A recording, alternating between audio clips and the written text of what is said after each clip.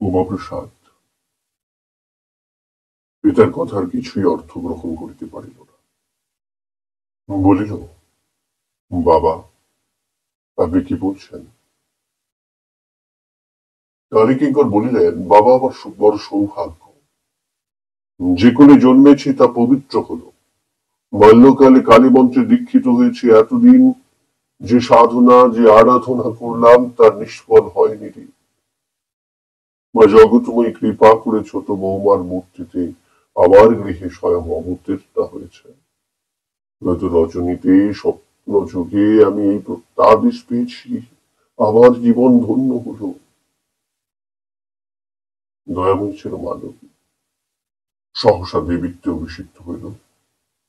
পূর্বোক্ত ঘটনার পর দিন দিন অতিবাহিত হইয়াছে। এই দিবসত্রয়ে এই সংবাদ বহুদূর ব্যাপ্ত হইয়া গিয়াছে। আশেপাশের বহু গ্রাম হইতে বহুজন আসিয়া প্রসিদ্ধ শক্ত জমিদার কালীকিঙ্কর রায়ের বাটিতে দয়াময়ী রূপিণী আদ্যাশক্তিকে দর্শন করিয়া গিয়াছে। দয়াময়ীর রীতিমতো পূজা আরম্ভ হইয়াছে। ধূপ দীপ জ্বালিয়া শঙ্খ ঘণ্টা বাজাইয়া ষোড়শোপচারে তাহার পূজা হয়। এই কয়দিন দয়াময়ীর সম্মুখে বহু সংখ্যক ছাত্র বলি হইয়া গিয়াছে, কিন্তু এই 3 দিন দেবতার পূজা পাইয়াও দয়াময়ী কেবল খা দিতেছে। আহার নিদ্রা এক প্রকার ত্যাগ করিয়াছে বলিলেই হয়। এই আকস্মিক অদ্ভুত ঘটনায় তাহাকে এমন অভিভূত বিপর্যস্ত করিয়া ফেলিয়াছে যে সে 2 দিন আগে বাটির বধূ ছিল, শ্বশুর ও ভাসুরের সাক্ষাতে বাহির হইত না। এই সমস্তই বিস্মৃত হইয়াছে। এখন আর তাহার মুখে অবগুণ্ঠন নাই। তাহার পানে শূন্য দৃষ্টিতে পাগলিনীর মতো চাহিয়া থাকি। তাহার কণ্ঠস্বর অত্যন্ত মৃদু ভাবাপন্ন হইয়াছে। রক্ত বর্ণ চক্ষু 2টি ফুলিয়াছে, বেশ বাস সুসংবৃত নহে। রাত্রিদ্বীপ প্রহর, পূজার ঘরে একটি কোণে ঘৃতদ্বীপ মিটিমিটি করিয়া জ্বলিতেছে। পুরো কম্বলের বিছানার রেশমি বস্ত্রের আবরণ, তাহার উপর দয়াময়ী শয়ন করিয়াছে। প্রায় একখানি মোটা শাল, দ্বার বন্ধ ছিল মাত্র, অগলিত ছিল না, অর্গলিত ছিল না। অত্যন্ত ধীরে ধীরে সে দুয়ার খুলিতে লাগিল। চোরের মতো সন্তর্পণে উমাপ্রসাদ প্রবেশ করিল, দ্বার বন্ধ করিয়া খিল দিল। উমাপ্রসাদ দয়াময়ীর বিছানায় আসিয়া বসিল। সেদিন উষাকালের ঘটনার পর স্ত্রীর সহিত এই তাহার প্রথম নিভৃত সাক্ষাৎ। দয়াময়ী জাগিয়াছিল, স্বামীকে দেখিয়া উঠিয়া বসিল। উমাপ্রসাদ বলিল, দয়া, কি হলো দয়া? আজ 3 দিনের পর দয়া স্বামীর মুখে একটি স্নেহ মাখা কথা শুনিল। এই 3 দিন কাল ভক্তগণের মা মা শব্দে তাহার হৃদয় দেশ মরুভূমির মতো সূক্ষ্ম হইয়া পড়িয়াছিল। স্বামীর মুখ নিঃসৃত এই আদরের বাণী তাহার প্রাণে যেন অকস্মাৎ সুধা বৃষ্টি করিয়া দিল। দয়া স্বামীর বুকে মুখ লুকাইল। উমাপ্রসাদ স্ত্রীর গায়ের শাল মোচন করিয়া তাহাকে বক্ষে চাপিয়া ধরিল। উচ্ছ্বসিত স্বরে বারংবার বলিতে লাগিল, দয়া, দয়া, কি হলো, কি হলো দয়া? দয়া নির্বাক। উমাপ্রসাদও কিয়ৎক্ষণ নীরব রহিল। তারপরে বলিল, দয়া, তোমার কি মনে হয় যে এই কথা সত্যি? তুমি আমার দয়া নও, তুমি দেবী। এইবার দয়া কথা বলিল, না, আমি তোমার স্ত্রী ছাড়া আর কিছুই নই। আমি তোমার দয়া ছাড়া আর কিছুই নই। আমি দেবী নই, আমি কালী নই। এই কথা শুনে উমাপ্রসাদ সাগ্রহে স্ত্রীর মুখ চুম্বন করিল। বলিল, দয়া, তবে বলো, আমরা এখান থেকে পালিয়ে যাই। এমন কোন দূর দেশে গিয়ে থাকবো যেখানে কেউ আর আমাদের সন্ধান পাবে না। তাই, ঠিক আছে, চলো। কিন্তু কি উপায়ে যাবে সে সমস্ত আমি ঠিক করবো। কিছু সময় যাবে। আচ্ছা, কবে? শীঘ্র করো, নইলে বেশি দিন আমি বাঁচবো না। আমার প্রাণ উষ্ণাগত হয়েছে, যদি মৃত্যু না হয় তবে আমি পাগল হয়ে যাব। না দয়া না, তুমি কিছু ভেবো না দয়া। দিন 7 তুমি ধৈর্য ধরে থাকো। আজ শনিবার, আগামী শনিবার রাত্রে তোমার কাছে আসবো আবার। তোমাকে নিগৃহ ত্যাগ করবো। এই 7 দিন তুমি আশায় বুক বেঁধে কাটিয়ে দাও লক্ষ্মী আমার, সোনা আমার। আচ্ছা ঠিক আছে, এখন তবে যাই, কেউ আবার এসে ট্রেসে না পড়ে। বলিয়া আসে পত্নীকে গাঢ় আলিঙ্গন করিয়া বিদায় রইল। পরদিন প্রভাতে দয়াময়ের পূজা যখন প্রায় শেষ হইয়া আসিয়াছে, তখন গ্রামের একজন 80 বৎস বয়স্ক বৃদ্ধ লাঠিতে ভর করিয়া আসিয়া উপস্থিত হইলেন। তাহার খসড়ানত গর্ত চক্ষু দিয়া দর দর ধারায় অশ্রু প্রবাহিত হইতেছে। আসিয়া দয়াময়ীকে দেখিয়া গলবস্ত্র হইয়া তাহার সম্মুখে জান পাতিয়া বসিয়া যুক্ত করে বলিতে লাগিলেন, মা, আমি চিরকাল তোমার পুজো করে এসেছি, আজ আমার বড় বিপদ মা, আজ ভক্তকে রক্ষা করো। দয়াময়ী বৃদ্ধের মুখের পানে ফাল ফায়াল করিয়া চাহিয়া কহিল। পুরোহিত বলিল, কোন দাদা, তোমার কি বিপদ হয়েছে? বৃদ্ধ বলিলেন, আমার নাতিটি কয়দিন জ্বর বিকারে ভুগছিল, আজ সকালে কবরেজ জবাব দিয়ে গেছে, সে না বাঁচলে আমার বংশ লভ হবে। আমার ভিটে সন্ধে দেবার আর কেউ থাকবে না, তাই মার কাছে তার প্রাণ ভিক্ষা চাইতে এসেছি। কালীকিঙ্কর চণ্ডীপাঠ করিতেছিলেন। তিনি বৃদ্ধের দুঃখে নিরতিশয় দুঃখিত হইয়া দয়াময়ের মুখের পানে চাহিয়া বললেন, মাগো, বুড়োর নাতটিকে বাঁচিয়ে দিতে হবে মা। বলিয়া তিনি বৃদ্ধকে বললেন, দয়া, তোমার নাতিকে এনে মার পায়ের কাছে ফেলে রাখো। জমের বাবার সাধ্য হবে না এ ঘর থেকে নিয়ে যেতে। এ কথা শুনিয়া বৃদ্ধ মহা আশ্বস্ত হইলেন। জ্যেষ্ঠতে ভর দিয়া গৃহাভিমুখে ছুটিলেন। এক দ্বন্দ্বকাল পরে বিধবা পুত্রবধূর কোলে নাতিটির সহিত বৃদ্ধ ফিরিয়া আসিলেন। দয়াময়ীর পদতলে বিছানা করিয়া মৃতকল্প শিশুটিকে রাখা হইল এবং মাঝে মাঝে চরণামৃতের পাত্র হইতে উশি করিয়া একটু একটু করিয়া চরণামৃত লইয়া পুরোহিত তাহার মুখে দিতে লাগিলেন। শিশুর মাতা বিধবা যুবতী দয়াময়ীর সখী। তাহার ব্যথা কাতর মুখ দেখিয়া দয়াময়ীর হৃদয় বিচিত হইল। শিশুটির পানে চাহিয়া দয়াময়ীর চক্ষে জল ভরিল। একান্ত মনে দেবতাকে প্রার্থনা করিতে লাগিল, হে ঠাকুর, আমি দেবতা হই, কালী হই, মানুষ হই, জয়ী হই, এই ছেলেটিকে বাঁচিয়ে দাও ঠাকুর। দয়াময়ের চক্ষে অশ্রু দেখিয়া সকলে বলিয়া উঠিল, জয় মা কালী, জয় মা দয়াময়ী, মায়ের দয়া হয়েছে, মায়ের চোখে জল। কালীকিঙ্কর দ্বিগুণ ভক্তির সহিত চণ্ডীপাঠ করিতে লাগিলেন। বেলা যত বাড়িতে লাগিল, শিশুটির অবস্থা উত্তরতর ততই ভালো হইতে লাগিল। সন্ধ্যার পূর্বে সকলে মত প্রকাশ করিলেন আর শিশুর জীবনের কোনো আশঙ্কা নাই, স্বচ্ছন্দে বাড়ি পাঠাইয়া দেওয়া যাইতে পারে। দয়াময়ীর দেবীত্ব আবিষ্কারের সংবাদ যত না শীঘ্র চৌদিকে ব্যাপ্ত হইয়াছিল, তার মুমূর্ষু শিশুর প্রাণ রক্ষার সংবাদ অধিক সত্তর প্রচারিত হইয়া পড়িল। পরদিন প্রাতে অপর একজন আসিয়া দয়াময়ের চরণে নিবেদন জানাইল যে তাহার কন্যাটি আজ 3 দিন হইতে প্রসব যন্ত্রণায় অস্থির, মেয়ে বুঝি বাঁচে না। কালীকিঙ্কর বলিল, তার জন্য আর চিন্তা কি, মার চরণামৃত নিয়ে গিয়ে মেয়েকে পান করিয়া দাও, এক্ষুনি আরাম পাবে। যে ব্যক্তি গলদস্ত লোচনে দয়াময়ের চরণামৃতের পাত্রটি মাথায় বহন করিয়া লইয়া গেল, বেলা 1 প্রহর অতীত হইবার পূর্বেই সংবাদ আসিল মেয়েটি চরণামৃত পান করিবার অব্যবহিত পরেই নিরাপদে রাজপুত্রের মতো সুন্দর সুলক্ষণ সম্পূর্ণ পুত্র সন্তান প্রসব করিয়াছে। আজ শনিবার, আজ উমাপ্রসাদ স্ত্রীকে লইয়া গোপনে পলায়ন করিবে। সে সমস্ত আয়োজন করিয়াছে, অর্থ সংগ্রহ করিয়াছে।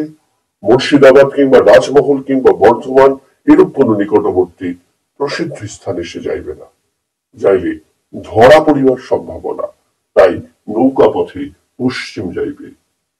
অনেক দূর যাইবে, কোথাও এখনো তাহার কিছু স্থিরতা নাই, হয় ভাগলপুর নয় মুঙ্গের, সেখানে চাকরির চেষ্টা করিবে, পথ খরচের মতো যা অর্থ লাগে তা লইবে, তা তার কাছেও আছে। তার স্ত্রীর গায়ে যে অলঙ্কার আছে তাহা বিক্রয় করলে 2 বৎসর উভয়ের গ্রাসাচ্ছাদন চলিতে পারিবে। 2 বৎসরে কি 2 বৎসরেও কি তাহার একটা চাকরি জুটিবে না? নিশ্চয়ই জুটিবে, চেষ্টার অসাধ্য কিছু আছে নাকি। এরূপ নানা চিন্তা উমাপ্রসাদ দিবাভাগ অতিবাহিত করিল। ক্রমে সন্ধ্যা হইল, আজ সে দয়াময়ীর আরতি দেখিবে। একদিনও তো দেখে নাই। যখন শঙ্খ ঘণ্টার ধ্বনিতে চণ্ডীমণ্ডপ ফাটিয়া যায়, পূজা আরম্ভ হয়, তখন উমাপ্রসাদ বাড়ি ছাড়িয়া গ্রামের বাহিরে পলায়ন করে। আজ দয়াময়ীর শেষ আরতি, আজ সে দেখিবে, দেখিবে আর মনে মনে হাসিবে।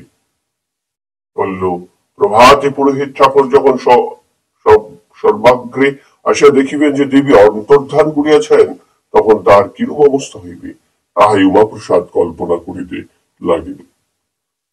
রাত্রে দ্বিপ্রহর সমাগত, গৃহস্থ সকলে নিদ্রাগত, চোরের মতো উমাপ্রসাদ শয্যা ত্যাগ করিল। অন্ধকারে ধীর পদে পূজার ঘরের দিকে অগ্রসর হইল। ধীরে ধীরে দ্বার মোচন করিয়া ভিতরে প্রবেশ করিল। কোনে সেইরূপ ঘৃতদ্বীপ মিটিমিটি করিয়া জ্বলিতেছে।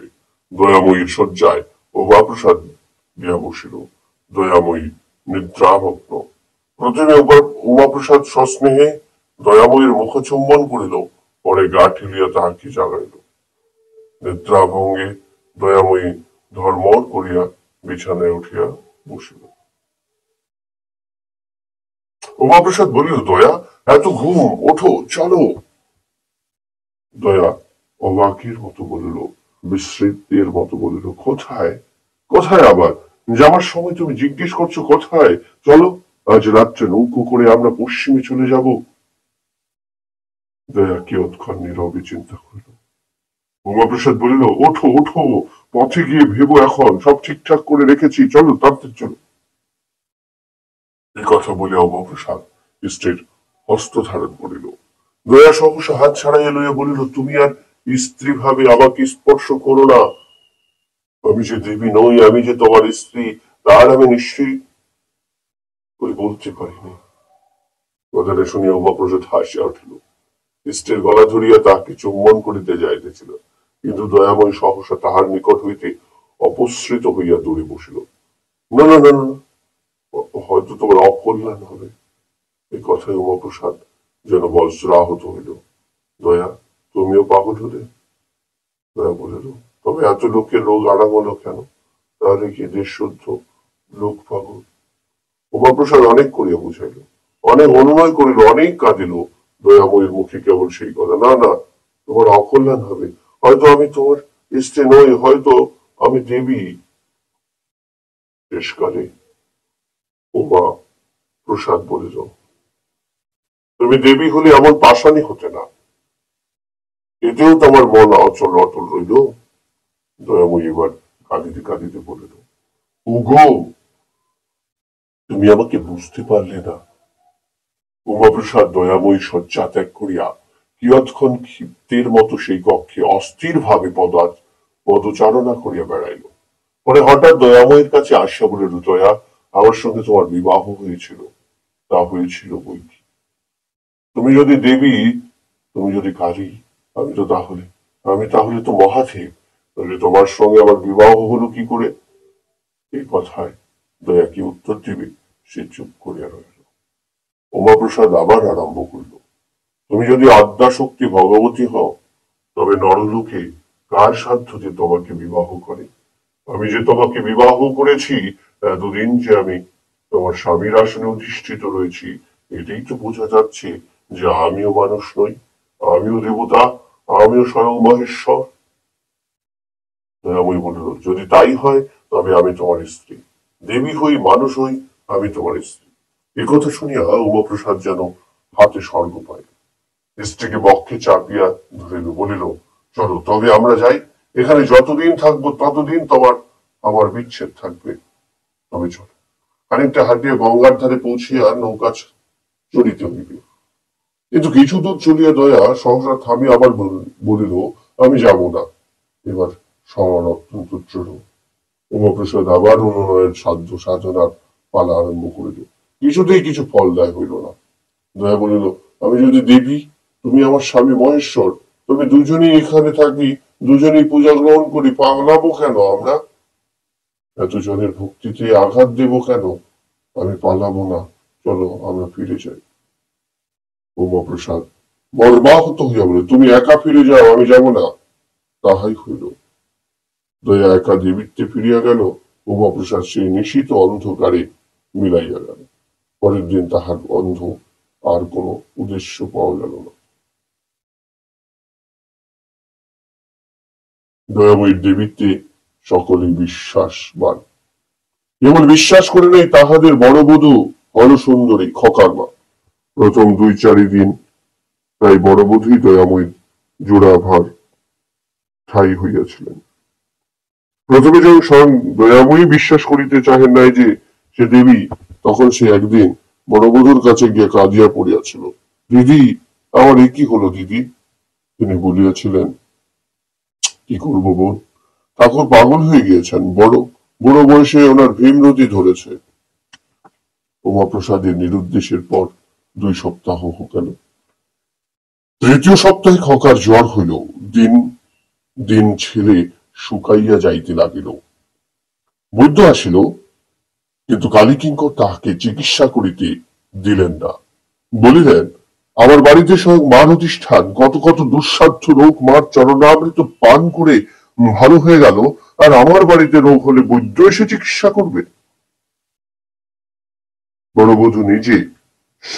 বড়বধূ নিজ স্বামী তারাপ্রসাদের কাছে কাঁদিয়া পড়িলেন, গো ছেলেকে বদ্যি দেখাও গো, বদ্যি দেখাও, নইলে আমার ছেলে বাঁচবে না।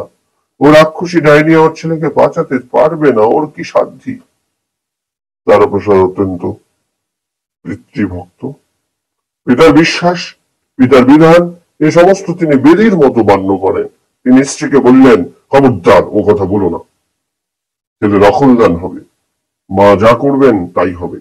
কিন্তু পরবধূর প্রতিদিনকার কাকুতি মিনতি ও ক্রন্দনে কর্তা একদিন গলবস্ত্র হইয়া দয়াকে জিজ্ঞাসা করিলেন, মা, খকার যে ব্যারাম হয়েছে তাতে বৈদ্য দেখবার কোনো প্রয়োজন আছে কি? না, আমি ওকে ভালো করে দেব। কালীকিঙ্কর নিশ্চিন্ত হইলেন। তারাপ্রসাদ নিশ্চিন্ত হইলেন। খকার মা একদিন একটি বিশ্বস্ত চিঠি কবিরাজের কাছে পাঠাইয়া দিলেন। যাহা কিছু রোগীর বিবরণ সব বলিয়া দিলেন, ঔষধ চাই। কবিরাজ মহাশয় এই প্রস্তাব শুনিয়া দন্তে জিহ্বা দংশন করিয়া বলিলেন, মা ঠাকুরনকে বলিস, যখন স্বয়ং শক্তি বলেছেন তিনিই খোকাকে আরোগ্য করে দেবেন, তখন আমি ওষুধের ব্যবস্থা করে অপরাধী হতে পারবো না। যাহার সঙ্গে দেখা হয় তাহাকেই খকার বাঁকা দিয়ে বলেন, ওগো কিছু ওষুধ বলে দাও, আমার ছেলে বাঁচে না। সকলেই বলে, ওমা, ও কথা বলো না, তোমার ভাবনা কি? তোমার ঘরে স্বয়ং আদ্যা শক্তি বিরাজ করছে। খোকার ব্যারাম ক্রমেই বাড়িয়া উঠিল। দয়া বলিল, খোকাকে এনে আমার কোলে দাও। খোকাকে কোলে করিয়া দয়া সমস্ত দিন বসিয়া রহিল। খোকা অনেকটা ভালো রহিল, কিন্তু রাত্রে আমার খোকার ব্যারাম বৃদ্ধি হইল। দয়াময়ী একান্ত মনে একান্ত প্রাণে কত করিয়া খোকাকে আশীর্বাদ করিল, খোকার গায়ে হাত বুলাইল, কিন্তু কিছুতেই খোকা বাঁচিল না। যখন খোকার মৃত্যু সংবাদ বাড়িতে প্রচারিত হইল, তখন তারাপ্রসাদ অধীর হইয়া ছুটিয়া আসিল। দয়াময়ীকে বলিল, রাক্ষসী, খোকাকে নিলি, কিছুতেই মায়া ত্যাগ করতে পারলে না। খোকার মতো প্রথমে শোকে অত্যন্ত বিহল হইল। খোকার মা প্রথমে শোকে অত্যন্ত বিহল হইল। যখন কতকটা সুস্থ হইল, তখন দয়াময়ীকে যা মুখে আসিল তাই বলিয়া গালি দিল। ও দেবী কোথায়? ও ডাইনি। দেবী কখনো ছেলেকে খায়? কালীকিঙ্কর ছল ছল নেত্রে দয়ার পানে চাহিয়া বলিলেন, মা, খোকাকে ফিরিয়ে দে রে মা। এখনো দেহ নষ্ট হয়নি, ফিরিয়ে দে মা, ফিরিয়ে দে। দয়াময়ী ঝরঝর করিয়া কাঁদিতে লাগলেন। মনে মনে যমরাজকে উদ্দেশ্য করিয়া আজ্ঞা করিল, তিনি খোকার আত্মা, খোকার শরীরে ফিরাইয়া দেওয়া হোক, তাকে তাহাতে জখম হইল না। তখন মিনতি করিল। আদ্যাশক্তির মিনতিতেও যমরাজা খোকার প্রাণ ফিরাইয়া দিলেন না। তখন নিজের দেবীত্বে দয়ার অবিশ্বাস জন্মিল। আজ তাহার পূজা ইত্যাদি প্রায় বন্ধ বলিলেই হয়। সমস্ত দিন কেহ তাহার কাছে আসিল না। দয়া একাকিনী বলিয়া সারাদিন চিন্তা করিল। সন্ধ্যা হইল, আরতির সময় উপস্থিত, যেমন তেমন করে আরতি হইল। কোনদিন কালে কিঙ্কর উঠিয়া পূজার ঘরে গিয়ে দেখিলেন পরিধেয় বস্ত্র রুজুর মতো করিয়া পাখাইয়া কড়ি কাঠে লাগাইয়া দেবী আত্মহত্যা করিয়াছে।